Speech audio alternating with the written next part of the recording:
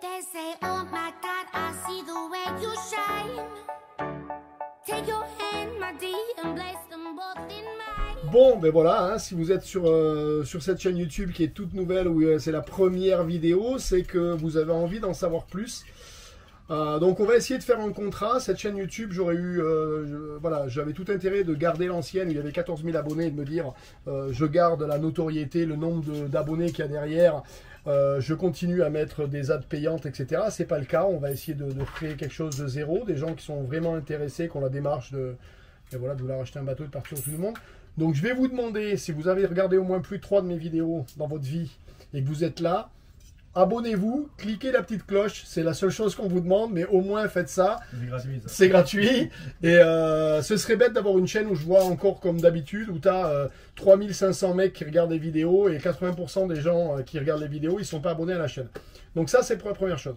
La deuxième chose, on va revenir sur ton parcours et ton histoire. Ah, bah, le simple, hein, j'avais un rêve, c'était de naviguer. Habitant à Paris, c'était pas évident, hein, le Parisien qui veut naviguer, c'est franchement difficile.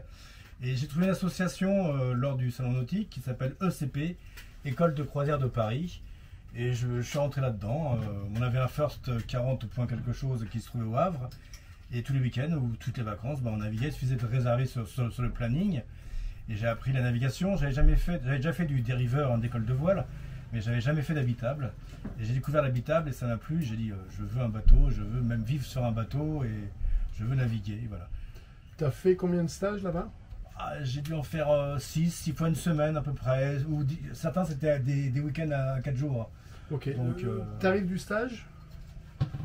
C'est Plus ou moins, ouais, ce que tu estimes que tu as mis en formation. 350 € le stage, plus à chaque fois le billet de train aller-retour. C'est-à-dire que c'était quand même. Voilà. Tu as mis combien en formation, tu penses? 6 fois 6, au moins 3500 €. Plus, attends, j'ai plus mon inscription, mes cours de passage au turier.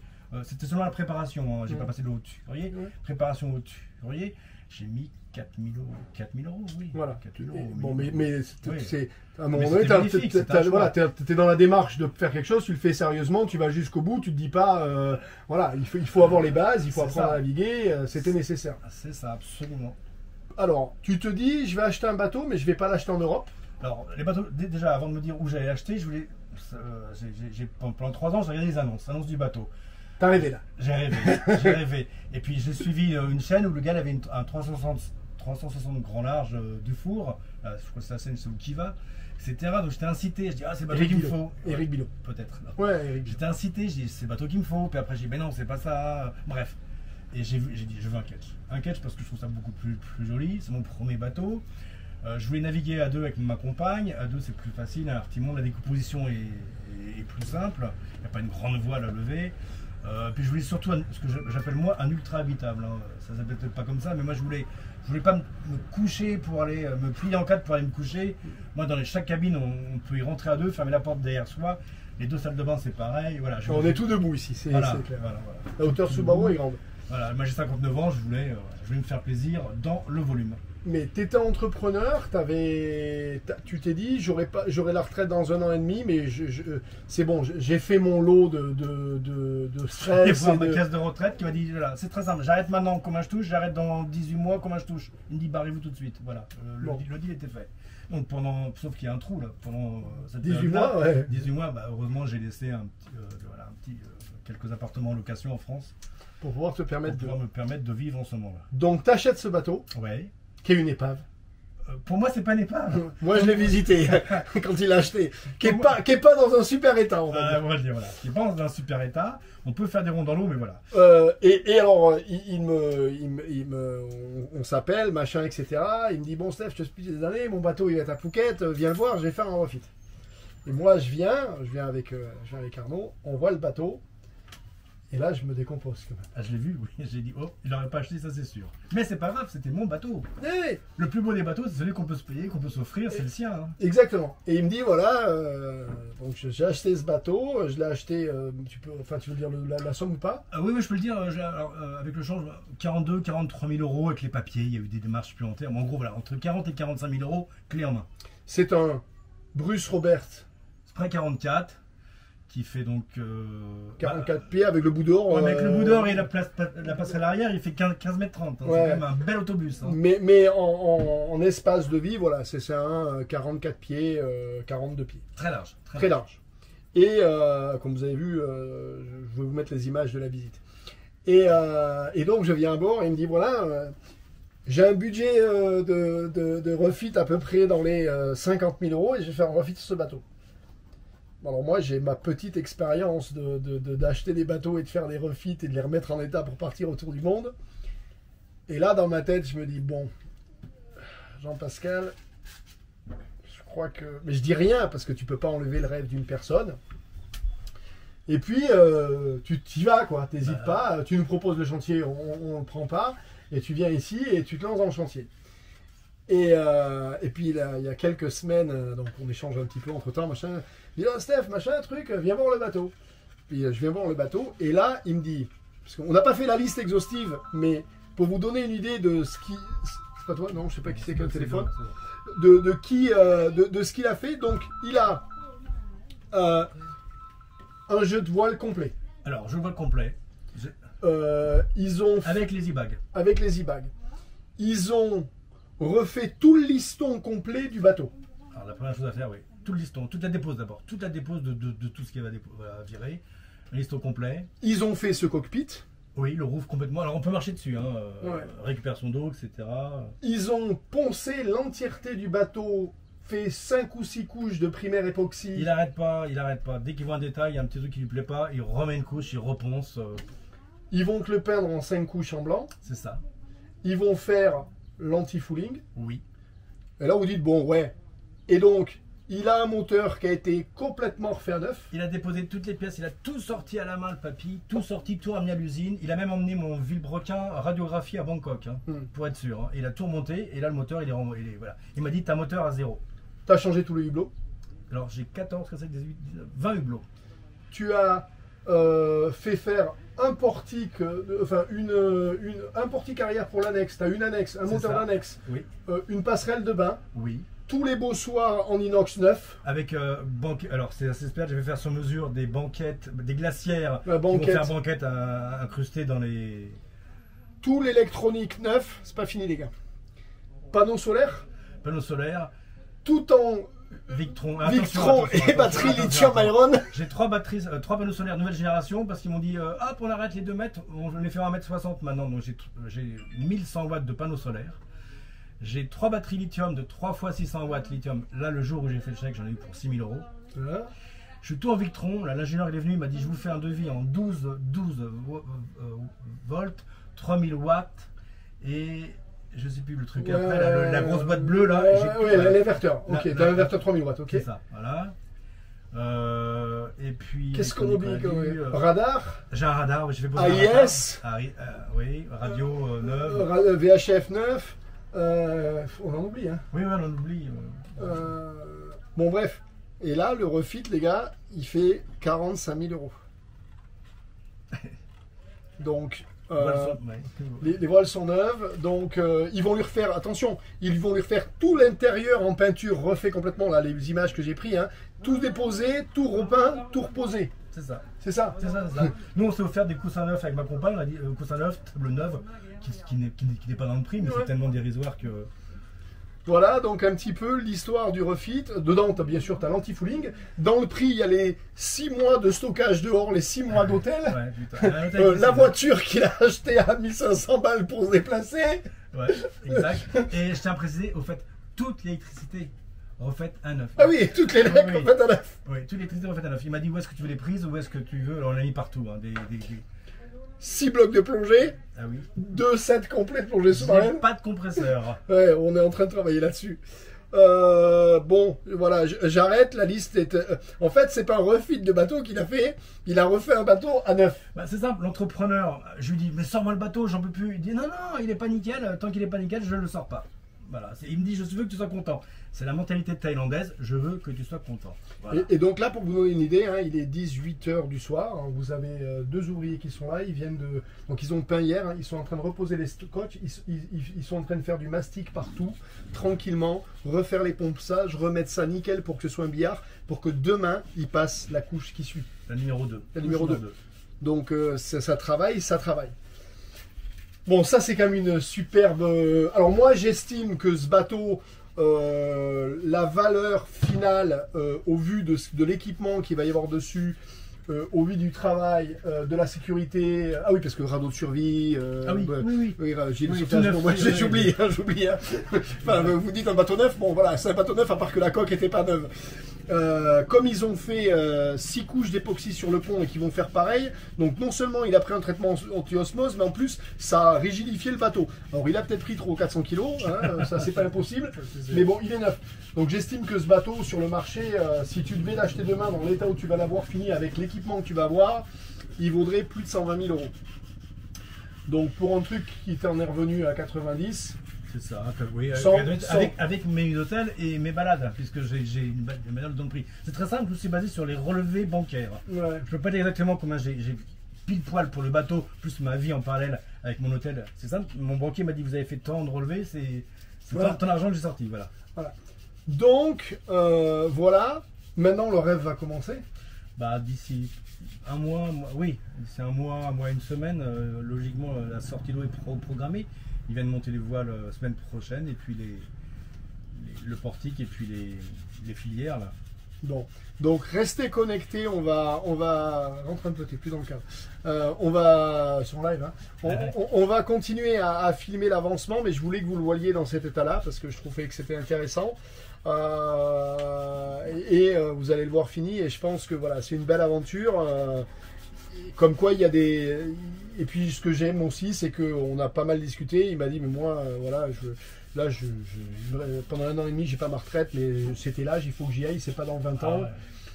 J'aime la Thaïlande, j'aime la bouffe, j'ai une copine thaïlandaise, c'est là que ça se passe, je vais pas me faire chier dans le froid, dans le machin, dans le truc. Dans les manifestations, genre, anti-retraite, etc. Et qu'est-ce qui a été le plus dur pour couper. Alors, raconte-moi la réunion avec tes enfants. Il faut qu'ils sachent. La réunion avec mes enfants. Quand à un moment donné, tu leur as dit, bon, C'est très simple, je leur ai dit, mon fils a fini ses études, il a trouvé du travail, je lui ai dit, bah écoutez, stop, maintenant, c'est le point de départ pour moi. J'ai élevé mes enfants tout seul et je leur ai dit, maintenant, vous travaillez, je laisse les clés, mon fils, de l'appartement, tu prends les charges et moi, je me tire en Thaïlande. Mais vas-y, papa, nous, on est grands, voyez, on bosse, on a notre vie, mon fils se marie samedi prochain, voyez, on est grands, dégage, voilà. La satisfaction de travail bien fait, c'est exactement ça, j'ai fait mon boulot. Et puis tout de même, maintenant avec Messenger, je les vois en vidéo chaque fois qu'on a besoin. Voilà. Ouais. Donc c'est pas mal. Ah, on a quelqu'un qui vient taper. Ça va bien? On va faire une pause. Attention. Voilà, on a tenu la petite discussion avec le chef de chantier. Le chef de chantier. Alors 2 annonces sur cette vidéo supplémentaire. Comme je vous ai dit, il y a énormément de gens qui m'ont contacté. Il va y avoir au mois de juillet et au mois d'août 1 ou 2 stages d'école de voile qui vont avoir lieu ici à Phuket, avec moi à bord, hein, bien entendu. Dans la baie de Phang Nga. Ouais, dans la baie de Phang Nga. Dans la baie de Phang Nga, oui, pas à Phuket, mais dans la baie de Phang Nga. Ce qui veut dire que si vous avez envie de faire un stage de voile avec Steph et que vous avez du temps au mois de juillet ou au mois d'août, je vais vous mettre mon email personnel dans la description de la vidéo. Je vous encourage vivement à me contacter et à réserver votre place. Je vous donnerai les détails en direct si vous me contactez. Je ne vais pas embêter tout le monde avec ça pendant 10 minutes. Et il y aura très peu de place, je vous le dis de suite. Je ne vais pas passer énormément de temps. Voilà, il faut que je travaille aussi pour gagner ma vie. Donc voilà. Et deuxième chose qui va se passer derrière, au mois de... Donc ça sera juillet-août. Au mois de septembre, étant donné que je me rends compte qu'il n'y a plus de chaîne YouTube, hein, maintenant on a Tabasco qui lui donc est retraité et arrive à vivre avec sa retraite de CRS. qui a passé sa vie à faire de la répression. Voilà. Donc lui, tant bien lui fasse d'ailleurs, voilà, il profite. Voilà. On a notre copain du Voilier Corail qui, lui, a son travail de professeur et il fait ça en dilettante entre-temps. Et puis il y a Javerne aussi qui fait un petit peu, c'est des retraités. Sagarani aussi. Sagarani. Donc voilà. Et on a donc ces gens-là, Black Lion. Voilà. On a ces gens-là qui arrivent à vivre avec leur pension. Et puis il y a plus grand monde qui fait de la voile autour parce qu'à un moment donné, on ne peut pas vivre sur l'eau sans gagner d'argent. Alors, je me suis beaucoup posé la question de me dire, moi en tant que Stéphane Fuma, à quel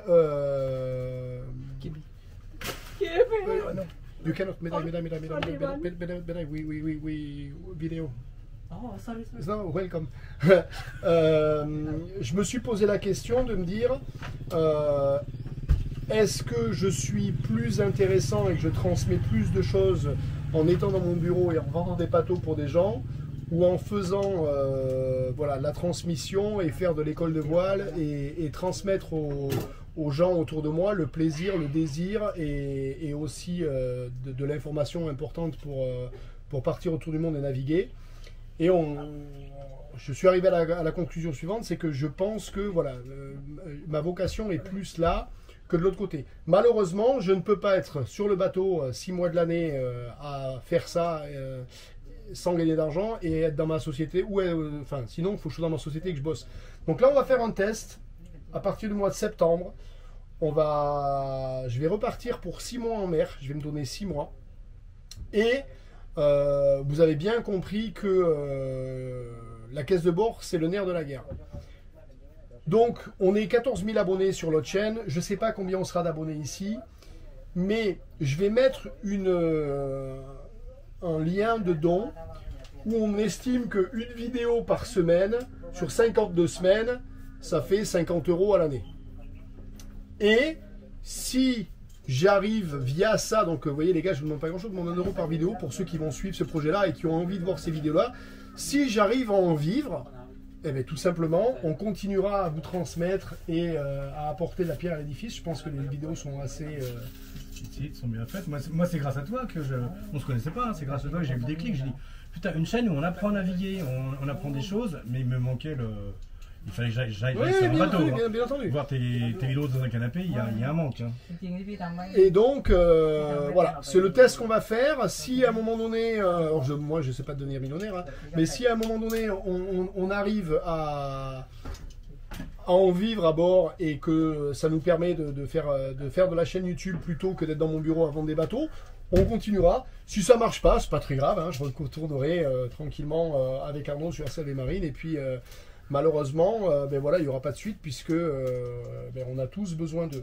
Voilà, je pense que c'est un contrat qui est assez simple. Bon, c'est pas compliqué, oui. C'est le prix de 4, 5, 6 paquets de cigarettes, je sais pas. Je ne fume pas. Hein. Ouais. Donc voilà, c'est une soirée où ça te coûte 50 balles à l'année. Voilà. Ça, ouais. Et voilà, si sur cette chaîne-là, on se retrouve 400, 500 abonnés et que ça se passe, ça va paiera les frais et les choses qui sont inhérentes.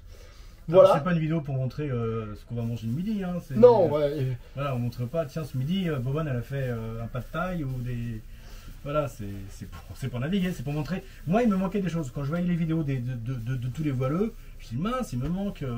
je savais pas ce que c'était qu'un lazy bag, je savais pas ce que c'était un guindeau. Bon, j'ai su rapidement après, mais c'est quoi la différence entre un enrouleur et puis un emmagasineur, etc. Ça a aussi déterminé le choix de mon bateau. Et on va faire en parallèle, donc tout ça fait partie du package. On va redémarrer, je vais redémarrer les podcasts. Les podcasts que je faisais avec Arnaud, on s'est rendu compte qu'à un moment donné, étant tous les deux très techniques et ayant tous les deux passé un certain cap dans la voile, on n'arrivait pas à se poser les questions de base qui étaient aussi intéressantes à faire dans nos podcasts. Et voilà, il est arrivé, il m'a dit, mais Stéphane, c'est quoi le minimum qu'il faut pour qu'un bateau soit habitable pour un tour du monde? Et moi, cette question-là, je me la pose pas parce que... Ouais. Pour toi, c'est évident. Pour moi, c'est évident. Ouais. Et donc, on va redémarrer. Donc, je vais faire bosser Jean-Pascal qui est...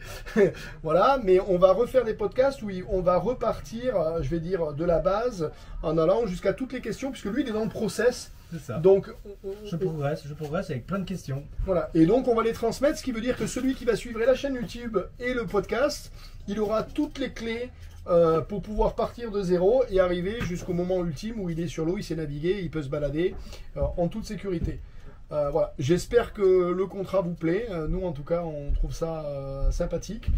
Je pensais pas y revenir, honnêtement, mais il s'avère que voilà, il reste plus grand monde qui fait des vidéos. C'est un peu le désert. Vous voyez, là, il y a 3 jours, on a été voir dans le nord, comment il s'appelle, Céline, bon bateau, là. Céline Nanji qui vient d'acheter un beau bateau, qui est une chaîne anglo-saxonne. Bon, ben, eux, c'est un jeune couple, ils ont des Patreons. Bon, eux, ils gagnent une fortune, puisqu'ils gagnent plus de 4 000 ou 5 000 euros par mois, juste avec des gens qui leur donnent 1 euro par vidéo. Hein. C'est ça. C'est les anglo-saxons. Les anglo-saxons, ça marche. Bon, les francophones, voilà, on n'y arrive pas. Et bien, moi, j'y crois. Je dis, on refait une tentative, on verra bien si ça marche, ça marche pas. Je vous rappelle que vous avez encore les vidéos techniques disponibles. Et je vous donne rendez-vous d'ici la semaine prochaine. Parce que là, ça va aller très vite, les travaux. Hein. L'assemblage, oui, c'est la semaine prochaine environ. Donc voilà, puis on va vous montrer ce qu'on a, le choix de l'électronique, pas mal de choses. Un système de barre que j'ai jamais vu au monde. Il n'y a pas d'indicateur de barre sur ce bateau, donc c'est assez intéressant. Il y a un pilote automatique, mais il n'y a pas d'indicateur de barre. Donc on va voir si ça marche sans en mettre un ou pas. Voilà, on va vous faire transmettre tout ça. Mais ça coûte 700 euros, je crois. Je sais plus. Non, ça vaut 12 000 bahts, donc c'est de 300 euros. 300 euros, ouais. S'il en faut, on en mettra un. C'est insignifiant par rapport aux travaux qui ont été faits. On le connectera sur le site. Voilà les amis, les vidéos seront plus en ligne le dimanche, puisque comme on fait quelque chose de différent, on va aller jusqu'au bout. Donc vous les aurez le jeudi matin, comme vous avez celle-là aujourd'hui, jeudi matin en heure française. Ça vous permettra de la regarder tranquillement à votre café avant de partir au boulot en milieu de semaine, et puis vous pourrez vous la re-regarder le dimanche en fin de journée. T'as quelque chose à rajouter? Non, c'est bon. Tu peux faire un bisou à tes enfants là, parce qu'ils vont te regarder. Ah, les enfants, coucou. Et puis mon fils qui se marie samedi. Je vous embrasse tous. Et ma maman aussi. Voilà, j'en profite pour dire aussi, faire le tour des amis qui me regardent. Bon, je peux pas faire de liste parce qu'il y en a que je vais oublier et ça va pas le faire. Mais voilà, je pense très fort à mes parents. Je pense très fort à mon pote Alex qui va regarder cette vidéo sur son canapé. Voilà. Et puis on vous dit tranquillement à la semaine prochaine. Merci à tous. Il se marie samedi, mais j'y vais en septembre. Hein, il fait 2 fêtes. Hein, voilà, c'est pour dire, je suis quand même un bon papa. Voilà. Si vous avez... Donc, oui, on va réouvrir les commentaires sur la chaîne YouTube, hein, ce qu'il n'y a pas sur l'autre. Donc, si vous avez des questions, posez-les en commentaire. On va essayer de suivre. Et je vous mettrai aussi le lien. J'ai créé un nouveau groupe Facebook qui sera différent du groupe Facebook de la société. Donc, il sera un groupe qui a le même nom que la chaîne YouTube, qui sera Vivre en voilier et apprendre la voile, sûrement. Donc, vous avez les 2 liens dans la description. Profitez-en. Revenez vers nous. Posez des questions à Jean-Pascal si vous avez le choix. Et puis voilà, je vais vous donner une petite image du Big Boss. Sawadee Oi. Bonjour. Voilà, qui est, comme vous le savez, en Thaïlande, on n'a pas le droit de faire de travaux commerciaux sans avoir une société. Donc c'est le directeur de... il est la directrice de la société, la CEO. Attention, c'est le boss, hein. C'est le boss des boss. Au passage, c'est ma compagne. Mais elle a le sourire. Allez, on vous dit très bientôt à la semaine prochaine. Merci beaucoup. Merci d'avoir regardé cette vidéo jusqu'au bout. Si vous êtes là, n'oubliez pas la cloche, l'abonnement. Au revoir. À très bientôt les copains.